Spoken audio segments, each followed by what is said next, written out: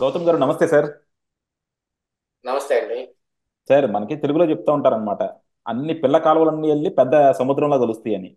మనం అవును. చూస్తుంటే ఏంటో మన తెలుగు రాష్ట్రాల్లో పరిస్థితి అంతా అలాగే ఉందన్నమాట. ఇప్పుడు ఆంధ్రప్రదేశ్లో చూసుకుంటే జనసేన, తెలుగుదేశం, వైఎస్ఆర్సీపీ మూడు కూడా బీజేపీతో పొత్తులో ఉన్నట్టే ఉన్నాయి. అవును. కనీసం తెలంగాణలో ఏంటంటే మొన్నటిదాకా టీఆర్ఎస్, బీజేపీ, కాంగ్రెస్ మూడు కూడా ఫైట్ చేస్తున్నట్టు కనపడింది. హ్మ్. టీఆర్ఎస్ కి బీజేపీకి తెర వెనక పొత్తు ఉందన్నది అందరూ ఒప్పందాలు ఉన్నాయి. అది మన గత తెలంగాణ ఎలక్షన్స్, అసెంబ్లీ ఎలక్షన్స్ అప్పుడు కూడా చూసాం. అవును. కానీ ఇప్పుడు బహిరంగంగానే ఇద్దరు పొత్తు పెట్టుకుంటారన్నది బాగా ఊహాగానం వస్తుందన్నమాట. అది అవును. కూడా ఎందుకంటే కేటీఆర్ ఎక్కువ ఇన్సిస్ట్ చేస్తున్నాడు. రేవంత్ రెడ్డిని మనం ఎదుర్కోలేము ఒక్కడమే. కంపల్సరీ రేవంత్ రెడ్డి మామూలుగానే గట్టికుడు, ఇప్పుడు పవర్ ఉన్న గట్టికుడు. సో డెఫినెట్ హ్మ్. గా అలాంటి ఆయన మనం ఎదుర్కొని రేపొద్దున నిలబడాలి అంటే మనకు కేంద్ర ప్రభుత్వం సపోర్ట్ కావాలి. సో మనం హ్మ్. బీజేపీతో సపోర్ట్ పెట్టుకుని బీజేపీతో కలిసి మనం ఎంపీ ఎలక్షన్స్కి వెళ్దాము. ఒకవేళ గెలిస్తే గనక బీజేపీ కూడా గెలిస్తే మనం సెంటర్లో కనుక మినిస్ట్రీ తీసుకుంటే మన పరపతి మళ్ళీ అలాగే ఉంటారు కదా. లేకపోతే ఈ 5 సంవత్సరాల్లో తెలంగాణ ప్రజలు మన ఎవరు గుర్తు పెట్టుకోరు అనే అనే అనే అభిప్రాయంలో ఉన్నారని చెప్పి అంటా ఉన్నారు. ఏంటి సార్ అసలు హ్మ్. నిజంగా చూసుకుంటే ఈ రీజనల్ పార్టీస్ అన్ని వీళ్ళకంటే ఒక సిద్ధాంతాలు ఏముండవా? అవసరాలు కొద్దీ పొత్తులు పెట్టుకుంటా ఉంటారా? నిన్నటిదాకా మన కేసీఆర్ గారు మోడీని పాకిస్తాన్ దాకా తందుకెళ్తా అని చెప్పారు. ఇండియా అవతల పడేస్తా అన్నాడు. అలాంటి ఆయన అవును. వెళ్ళి ఇప్పుడు బీజేపీతో పొత్తు పెట్టుకుంటా అంటారు. ఏంటి ఎలా చూస్తారు సార్?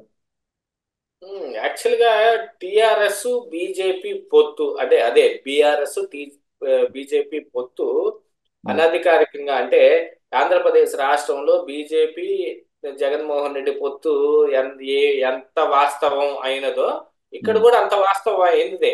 గత ఉమ్, తెలంగాణ ఎన్నికల్లో కూడా మనం చూసాం బీఆర్ఎస్ కోసం బీజేపీ ఏమేం పనులు చేసింది అని. అసలు ఉమ్, పవన్ కళ్యాణ్ అప్పటికప్పుడు తెరపైకి వచ్చి ఏది టీడీపీ అటు వైఎస్ఆర్టీపీ ఈ రెండు పోటీలో లేవు అని తెలిసిన తరువాత అర్జెంట్ గా అప్పుడు మన మిత్రుడు పవన్ కళ్యాణ్ ఉన్నాడు కదా, వాళ్ళకు కూడా తెలుగు రాష్ట్రమే కదా అని ఉమ్, ఆయన అప్పటికప్పుడు పట్టకొచ్చి ఇక్కడ 9 సీట్లలో పోటీ చేపించే ప్రభావం తీసుకొని రావటం కోసం ప్రయత్నం చేశారు. ఇదంతా దేనికోసం చేశారు?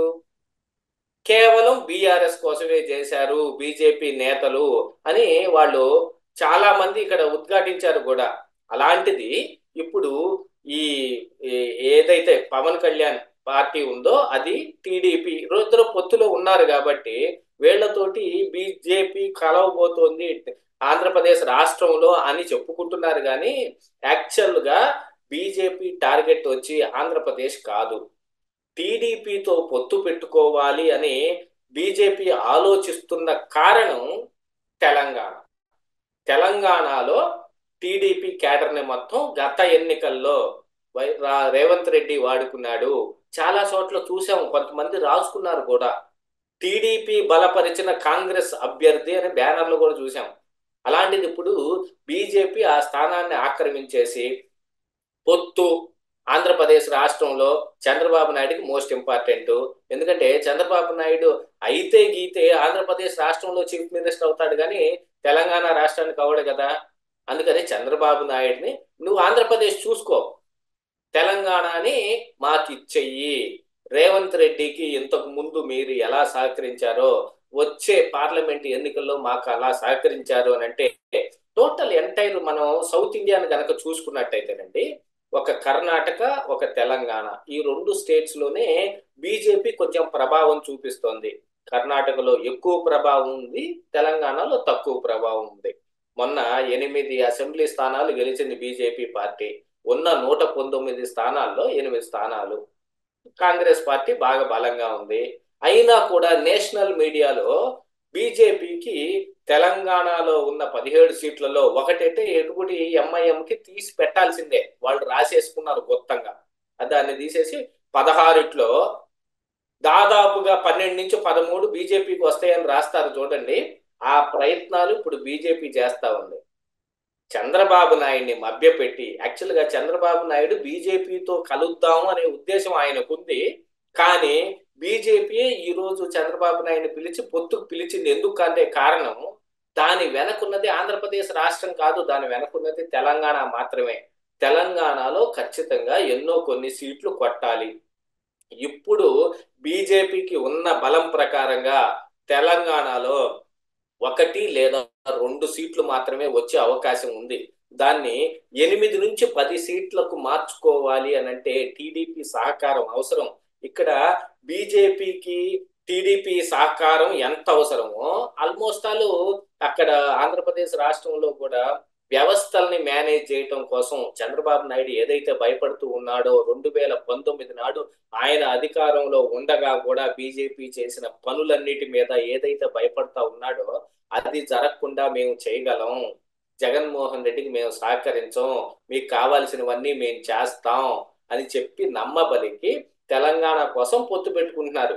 అలాంటిది ఇప్పుడు ఇక్కడ మళ్ళీ బీజేపీ వచ్చి టిఆర్ఎస్ తోటి లేదా అదే బీఆర్ఎస్ తోటి కేసీఆర్ తోటి పొత్తు ఎలా పెట్టుకుంటుంది అంటే టీడీపీతో ఉన్నది అంతర్గత పొత్తు, ఇప్పుడు బీఆర్ఎస్ తోటి బాహాటంగా పొత్తు పెట్టుకుంటారు అని అంటే టీడీపీ క్యాడరు ఏం ఇప్పుడు బీజేపీ బాహాటంగా బీఆర్ఎస్ తో పొత్తు పెట్టుకుంటుంది, అంతర్గతంగా టీడీపీతో పొత్తు పెట్టుకుంటుంది.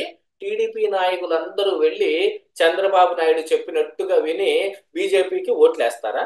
అలాంటి అవకాశం ఉంటుందా? ఏమాత్రం ఉండదు.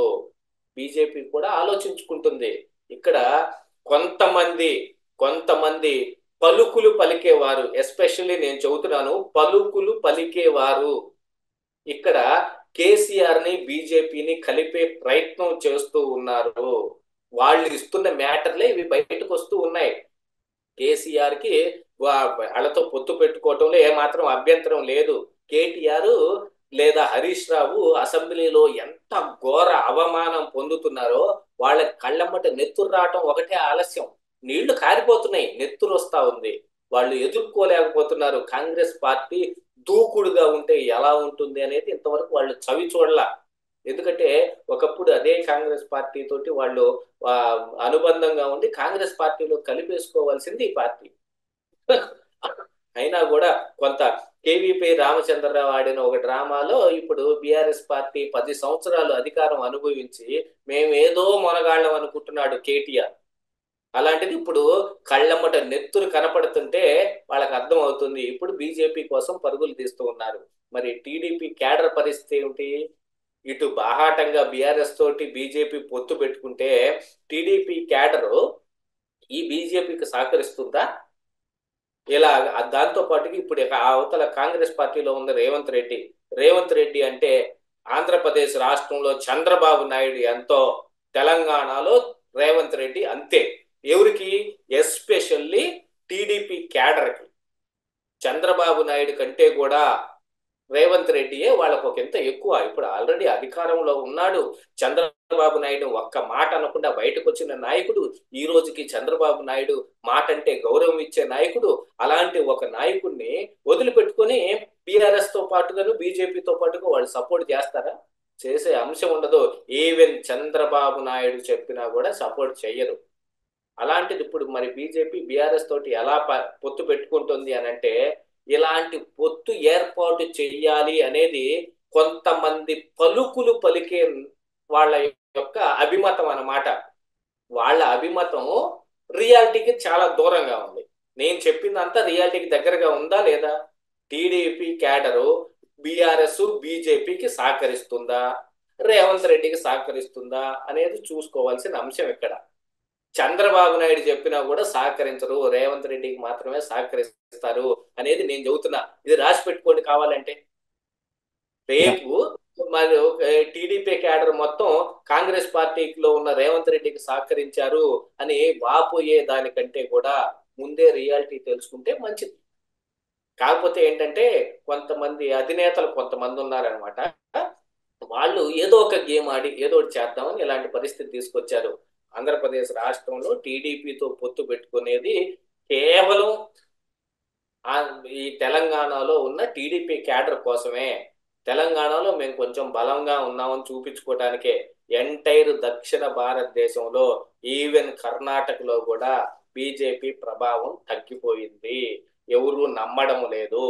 వీళ్ళు ఆ రోజుకు వచ్చి ఆ రోజుకున్న మాటలు చెబుతారు. జై బజరంగ బలి అని నరేంద్ర మోడీ కర్ణాటకలో నినాదం ఇచ్చి బజరంగ బలి యొక్క మర్యాదను తీసిపోయాడు. గెలిచేవాడు చెప్పాలి ఆ మాట, గెలవనోడు నువ్వెందుకు చెబుతావు, నీ మాట చెప్పుకో, జై నరేంద్ర మోడీ అని చెప్పుకొని ఓడిపో, చచ్చిపో, ఎవడు వద్దండో. జై బజరంగ బలి, మా దేవుణ్ణి అవమానించు మాకు, మా దేవుడు ఓడిపోయినట్టు చేసావుగా నువ్వు అని అనుకుంటున్న వాళ్ళు చాలా మంది ఉన్నారు కర్ణాటకలో.